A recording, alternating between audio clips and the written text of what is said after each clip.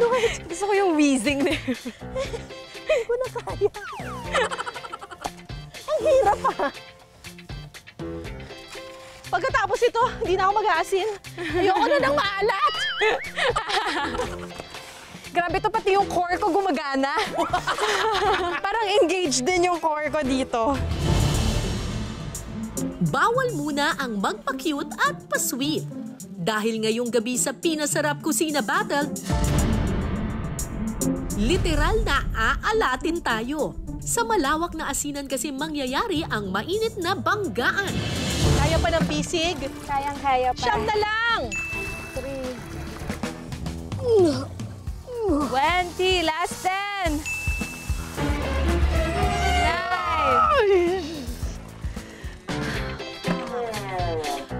Parang umangangana. Ay, boss na ako. Masakit siya sa legs. Ang makakatapat ko sa iba't ibang hamon, patutunayan daw niyang siya ang tunay na asindera. Ang hirap kumita ng pera. Hindi kayo maniniwala pero hindi ko ito inararama. Nakilala siya bilang Ariana sa hit fantaserye noong 2016 na Encantadia.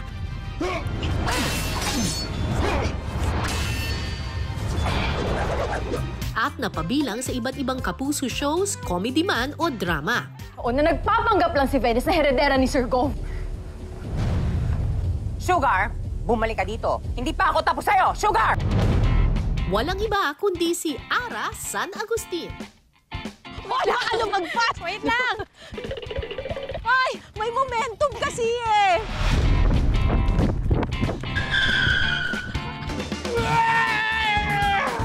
Palakasan, pabilisan, at patatagan ang labanan.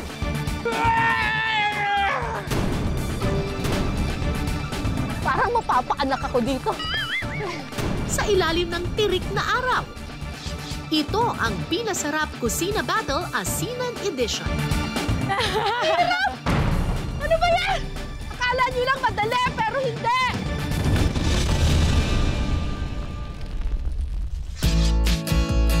Maniniwala ba kayo na itong nilalakaran ko ay isang dating malaking palaisdaan? Oh yes, mula June hanggang December, punong-puno ito ng iba't ibang isda, tilapia, sugpo, alimango at iba pa. Pero dahil sobrang init ng panahon, Diyos ko, yung palaisdaan, ayun, natuyo at ngayon, isa na siyang asinan. Andito ako ngayon sa Kawit, Cavite, kung saan isa sa mga ikinabubuhay ng mga taga rito ang pag-iiras o ang pag-aasin.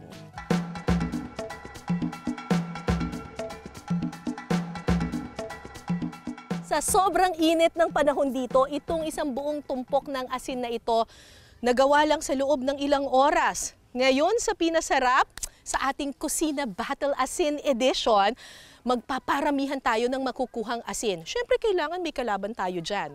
Welcome to Pinasarap, Ara San Agustin. Hello!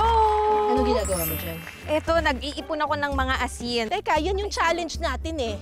Wala na, naunahan na kita, Miss Cara. Magpapaligsahan kami ngayon ni Ara sa paramihan ng pagkuha ng asin. Matatalo mo ba ako? Ay, oo naman, Miss Cara. Araw! San Agustin, sanay sa araw. Sanay din ako sa tubig dagat. Kagagaling ko nga lang dun eh, sa tubig dagat. Ngayon sa Pinasarap, sino ang magwawagi sa aming dalawa? Cara versus Ara. 7 challenges ang aming paglalabanan.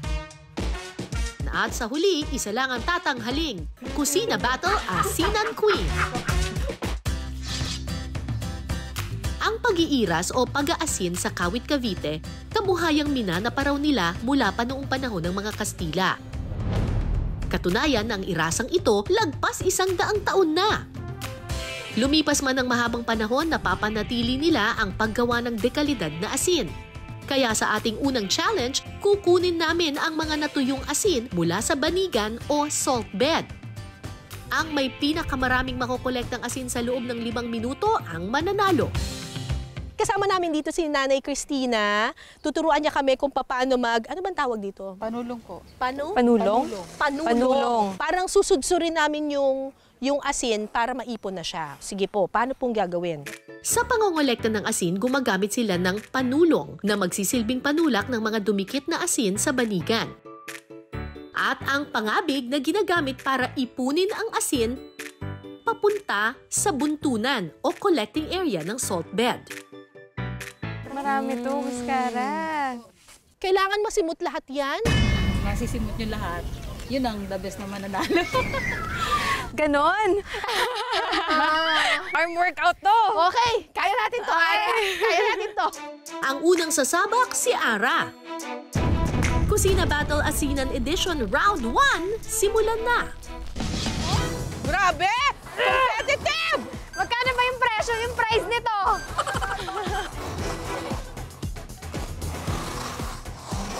Para ang tigas. Mabigat? Ang bigat. Wait lang. Sasalukin ko muna. Paano ko masasalo? Baka maubos ang oras.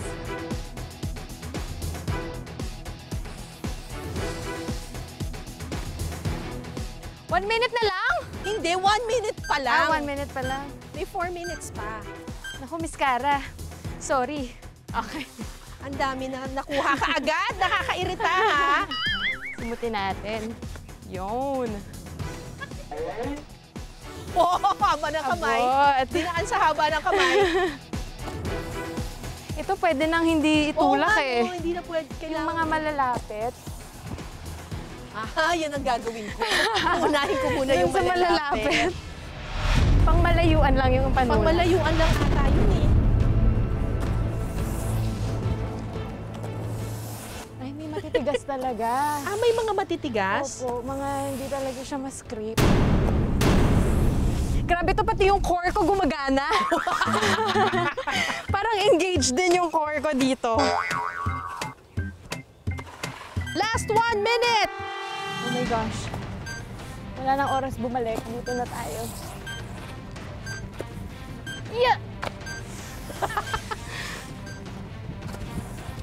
Ito, matigas tong part na to.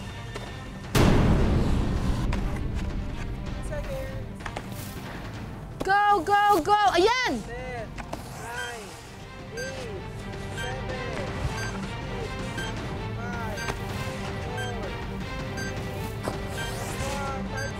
Yee! Pagod? Okay. Ang pagod din ah. Kapagod? Ngayon, it's my term. Game face on! Ang hirap pala nito. Ang layo pa. Ang bigat nito, ha? Diba? Parang walang nakukuha. Oh no!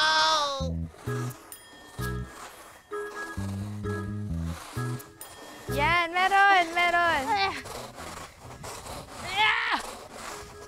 Ang bigat! Ay! Ang hirap!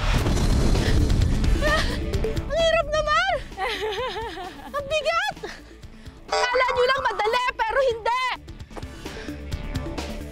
Ayun o. Hindi May mga madidikit. Bakit wala akong nakukuha? Ah! Mali pala! Kulang pa yung ano ko. Yun. Pwede bang kamayin na lang? Wala ako nasi-scrape. Uy, ang hirap ha, guys. Guys, wag na po kayo mag-asin.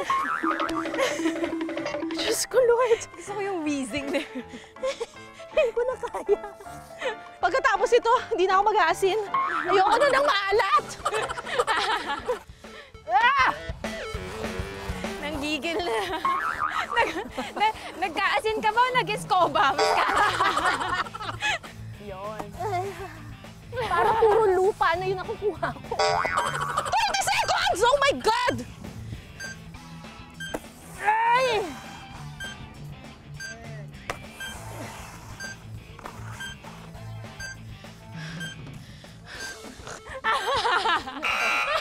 Sumuko na lang eh. Hirap! Okay, titimbangin na natin ngayon. Parang magkakaisang balde naman. At ang nagwagi sa round na ito, si Ara. Yes! Winner ang diskarte ni Ara sa pangongolekta ng asin. Kalma lang mga kapuso, round 1 pa lang yan. Babawi ako sa susunod na challenge.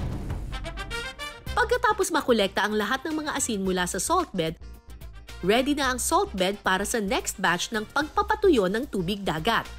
Kaya ang susunod na challenge, maglalagay naman kami ni Ara ng tubig dagat sa banigan o salt bed.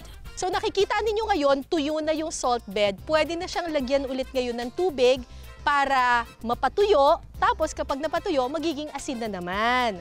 Maghapon yung patutuyuin. Siyempre, may sukat daw, sabi ni Nanay Cristina, meron daw sukat yung dami ng tubig.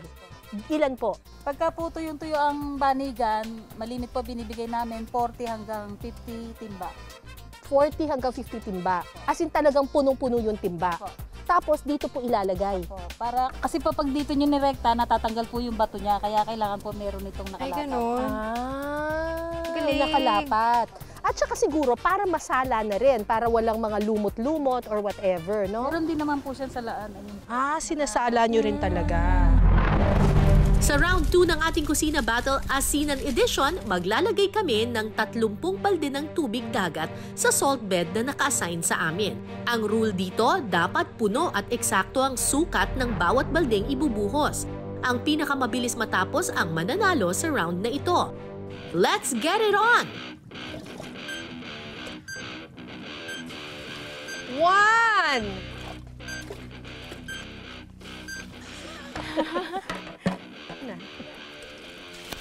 Four? 4. Ilang minuto to? Depende, hanggang makabuo ka ng 30. Ay, ganon.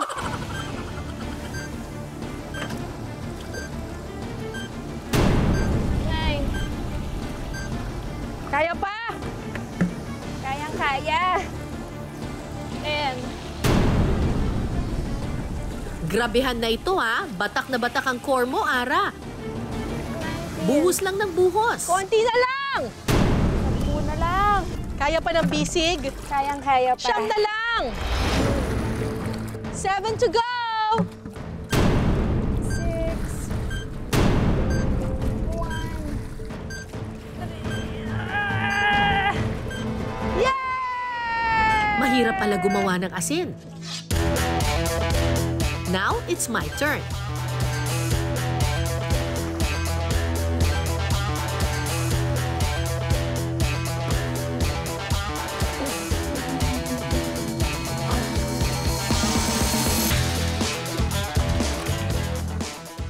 Wow! Wow! 13. Ito yung mga nag-viral sa TikTok na sound. 8. Last na to! 9. Para akong mangangana. Kahit menopause na ako. Ang sakit din Sa dito, legs siya masakit. Masakit siya sa legs. Okay. Matapos po ang ating laban, Aha. si Ara ay nakakuha ng 3 minutes and 28. Tagal? Okay. Ang Kara ay nakakuha ng 3 minutes and 6. Wow! Nagkatalo lang sa 22 segundo. Wagi ako sa round 2. Round 3, handa na kami sa cook-off. Ang bidang sangkap, syempre, isa sa mga produktong ginagamitan ng asin, beef tapa. Yung asin na ginawa namin kanina sa Irasan ay ginagamit pang cure ng meat, panggawa ng tapa at kung ano-ano pa. Ngayon, gagawa kami ni Ara ng creamy. Mushroom beef tapa. Okay. Kaya natin to. Kaya natin. Mahilig ka ba magluto, Miss Kat? Oo. Mahilig ako magluto. Pero, iba naman yung mahilig magluto sa magaling magluto, di ba? Para sa round na ito, pasiklaban ng sarili naming version ng creamy mushroom beef tapa. Round 3, simulan na! So, asin hindi ka nagluluto? Ano lang, siguro nagluto lang ako ng pandemic kasi wala akong magawa. O, yung pala eh. Pero sa YouTube, yung mga recipes lang Ganun on lang YouTube. naman talaga, ganun di lang ba? naman. Oo. Wala na yung may mga family recipe. Ay, Diyos ko. Wala nang Wala ganun. ko rin walang ganun. Diyos ko, family recipe. Teka, ano ba dapat ang una? Kailangan atang iprito muna Tama natin. ba? Hindi, di ba? Ipiprito natin to. Ano ba yan? Oo, tapos isi-set aside natin. iprito muna bago po gisa. At teka, ano ba to? Okay lang ba magkaiba? Oo, Kasi oo. try ko lang ng Kanya-kanyang gisa version. lang. Ako parang inisip ko, pumuputok. Ang dami kong nalagay ng mantika. Magkaiba kami ng diskarte ni Ara. Kaninong luto kaya ang papasa sa mga hurado? Ano usually niluluto mo sa bahay? Adobo, tinola, Oh. yung mga ganyan, yung mga sabaw-sabaw. Yes. Nilaga. Filipino classics. Oo, kasi ang dali lang nun di ba? Ito na onting pepper. Pinch of pepper lang. Tapos, Bakit may kinchay? Pampagulo lang. So hindi namin kailangan ilagay talaga lahat ito. ano ba to? Exam? May multiple choice. Teka, Ara, ang bilis mo ata. Naglagay ka na ng cream. Nagigisa pa lang ako. Hindi naman sigurong tikman, no? Kaya nga may ganito. Tabang? Ayun, lagyan mo na ng toyo. Tabang. Yun, oo nga. Toyo. Lagyan natin.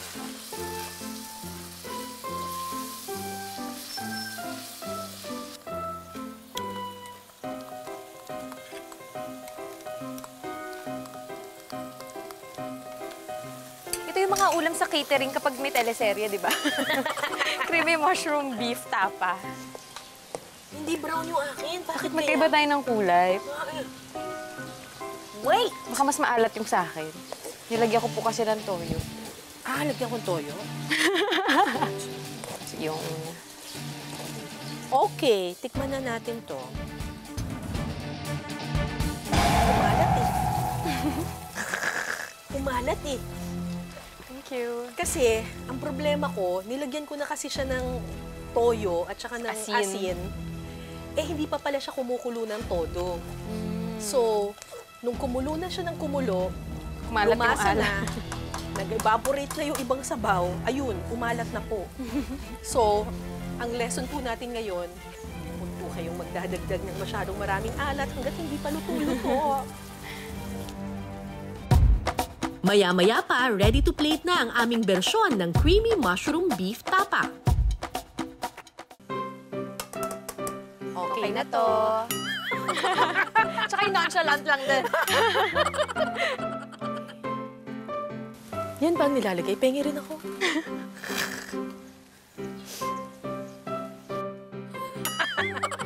Ping, ping, ping, ping, ping, ping, ping. At eto na po ang aming creamy mushroom beef tapa. Ano kaya? Masarap kaya to? Masarap to, Miss Cara. Kanino kayang version ang pasado sa panlasa ng ating mga hurado? Ang huhusga via blind tasting, mga pambato ng Kawit Cavite pagdating sa pagalingan ng pagluluto. Okay, at kasama na natin ang ating mga hurado. Good luck po sa inyo. Sana po hindi sumakit ang mga tiyan nyo. Itikman na nila ang aming creamy mushroom beef tapa. Sige po. Inuman nyo na lang po ng tubig na. Ito na ang moment of truth.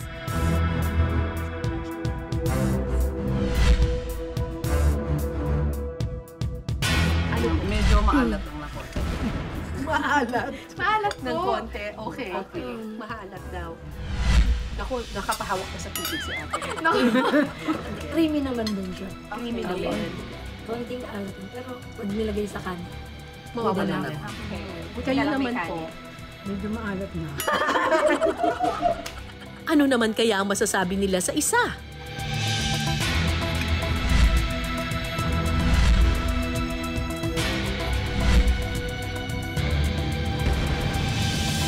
Mas maalat po. Nakakabot na ng ulo si nanay. Mas maalat, pero mas creamy. pero yung texture niya maganda. Malambot naman yung karne. Texture niya. Mas creamy siya. Mas creamy. Mas Mas maalat. malambot yung karne, pero mas maalat. Ito naman po, Less alat. less alat. Yung karne, malambot siya. Compare dito po sa isa. Okay naman yung alat niya. Doon naman, mas maalat naman yung isa po. Patay tayo dyan. Yun po. Alin kaya sa creamy mushroom beef tapa ang nangibabaw sa lasa? Mga hurado, alin nga ba? You tell us! Para sa inyo po, Mami, ano pong mas Kung kayo po ay kakain, nito. masarap mga paminta. Kung Mas kayo gusto ko ito. mas gusto nyo yan. Opo. Oo. Mas gusto ko. Ikaw naman, Hindi. Kasi maanghang masyado sa paminta. sa paminta. Parehas na napaalat ang luto namin, pero mas pasok sa panlasa ng mga hurado ang version ni Ara. Score update, 1-2, lamang si Ara. Makabawi kaya ako sa next challenge? Pero bago yan, kailangan munang ma-replenish ang aming energy. Kaya ngayon, titikman namin ang healthy dish ng mga taga-Kawit, ang salted egg tofu.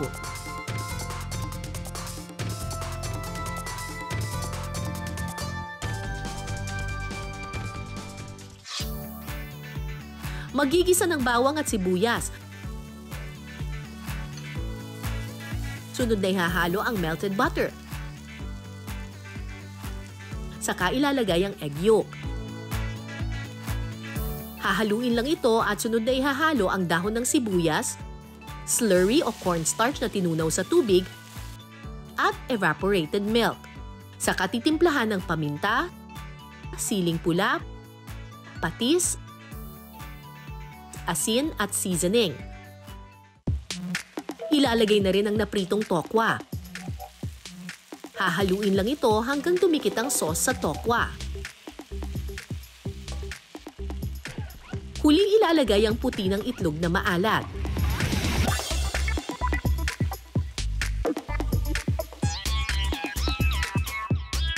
At pwede nang lantakan ang salted egg tofu.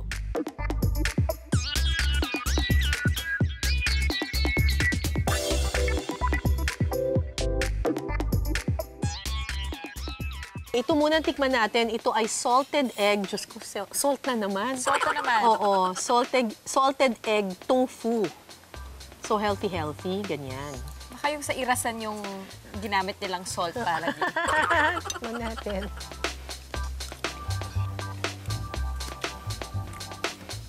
May pagka-creamy ng konti, no? Nasa sauce. Parang Pero may pagka-creamy siya, no? Actually, ngayon lang ako nakatikim ng ganito. Ng salted egg. tofu. Na tofu. Din. So, bago sa aking panlasa ito. Pero, pwede naman pala, no? Pwede naman pala. Healthy. Di ba? Healthy appetizer. Healthy appetizer. Ngayong may energy na ulit kami, diretso na agad sa susunod na challenge. Sa hamong ito, lakas ng katawan ulit ang kailangan. Nagsisimula ang proseso ng paggawa ng asin sa paggawa ng banigan or salt bed. At ito yung material na ginagamit nila para sa paggawa ng salt bed. Ito ay tisa. Galing ito sa mga binasag-basag na tapayan o kaya palayok. So parang clay. Yun daw talaga yung perfect na material na gamitin para sa salt bed.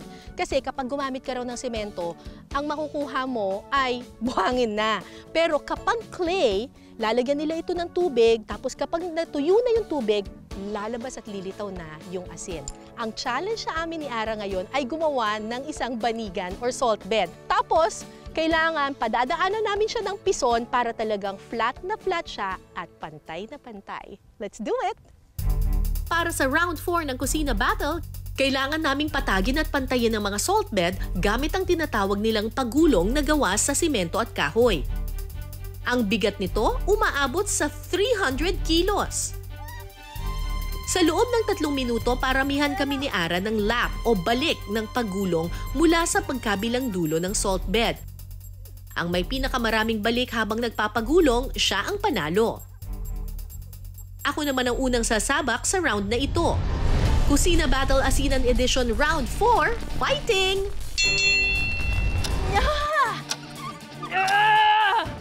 Ay, kailangan na palang i-ano. Teka, wait. Mahirap yung paslant. Ano yung paslant? Let's go, Miss Cara! Paano sa paslant? Teka, wait! Ay! Ano naman patulak? Yon. Grabe mano-mano. You know. Lord. Parang iba-iba na yung direction mo.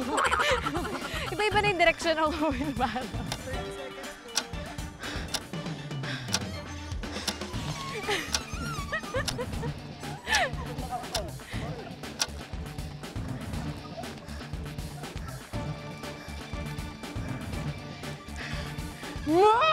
Ano na to? Mga 50 calories.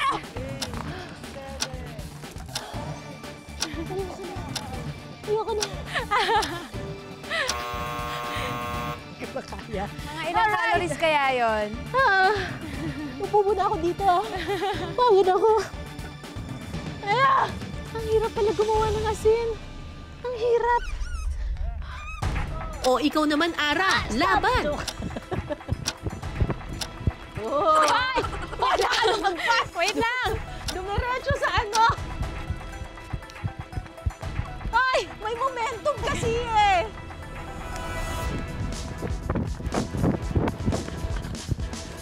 Teka lang! Nasisira na yung kahoy! Ano ka ba? Hilahin mo! Hilahin mo! Yun! Ay, baka mahulog ako dito. Okay. Ang hirap kumita ng pera. Kaya mo pa yan! Mga 2 pasada pa!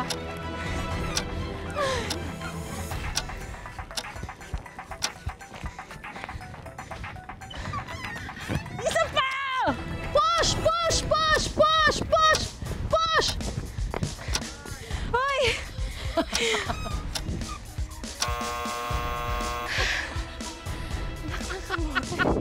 Ang hirap na yun.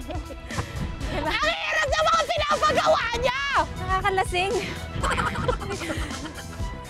Uy! Ngayong araw, napatunayan namin ni Ara na hindi biro ang proseso ng paggawa ng asin. As in! Kaya naman saludo kami sa mga salt farmer. Sa round 4 ng Kusina Battle Asinan Edition, sino kaya sa amin ni Ara ang nanalo? Si Ma'am Cara ay naka 9 laps. 9 laps! Yay! Ano na ako? Si Ara ay naka 15 laps. Mas marami akong ulam mamaya kay Miss Cara. Sa round 4, pinatunayan ni Ara na hindi siya dapat ismulin dahil ang lakas ni Ara nangingibabaw. Pagkatapos ng 4 na challenges, 1-3 ang score. Diyos ko, Lord! Gusto ko yung wheezing na yun. Hindi ko na kaya. Ang hirap pa. Pagkatapos ito, hindi na ako mag-aasin. Ayoko na ng maalat. Siyempre, hindi tayo pakakabog sa palakasan. Ay! Hirap! Ano ba yan? Kaya pa ng bisig? 9 na lang! Sa part 2 ng Kusina Battle Asinan Edition, tuloy ang ating laban sa susunod na linggo. Magandang gabi, ako po si Cara David. Ito ang Pinas Sarap.